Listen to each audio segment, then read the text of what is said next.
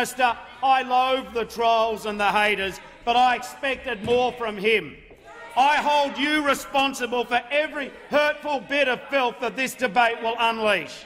Not because the Prime Minister has said it, not because he agrees to it, he clearly doesn't, but because the Prime Minister has licensed this debate. You are the leader, Mr Turnbull. You have given permission. I will never hold you in the same light ever again. I hold the Prime Minister responsible, and the Australians will too. Mr Speaker, Mr Deputy Speaker, LGBTI Australians have every right to feel let down by their parliament today. Every right to consider this postal survey the latest in a long line of insults. I don't blame them for that. I can understand that an LGBTI person receiving a survey with the Australian coat of arms on the corner of the envelope asking everyone else to decide if you are equal, I wouldn't blame you if you just wanted to chuck that in the bin.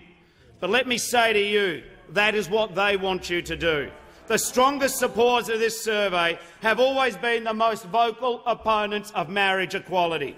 They've stacked the deck against young people, against expats, against Australians who support equality but regard this vote as a waste of time. The opponents of marriage equality have set this process up to fail. But we cannot let illegitimate tactics deter us. We cannot sit on the sidelines. I understand the sense of frustration and betrayal by the parliament for LGBTI Australians, but the most powerful act of resistance is to vote yes for equality. Maintain your hope, maintain your enthusiasm.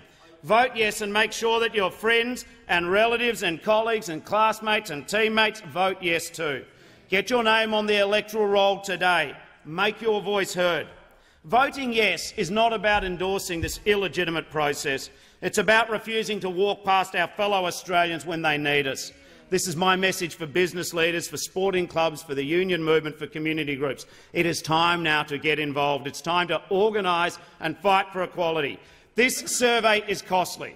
This survey is unnecessary. This survey places unfair pressure on one group of Australians to justify their relationships. This survey is a political contrivance from a Prime Minister who spends all his time counting news polls.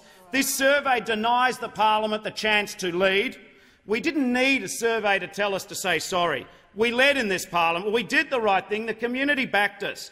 This $122 million survey denigrates the parliament. It risks putting Australia in a hell of a place, further behind the rest of the world. But there is one thing this survey will not do. It will not change Labor's support for marriage equality. If Prime Minister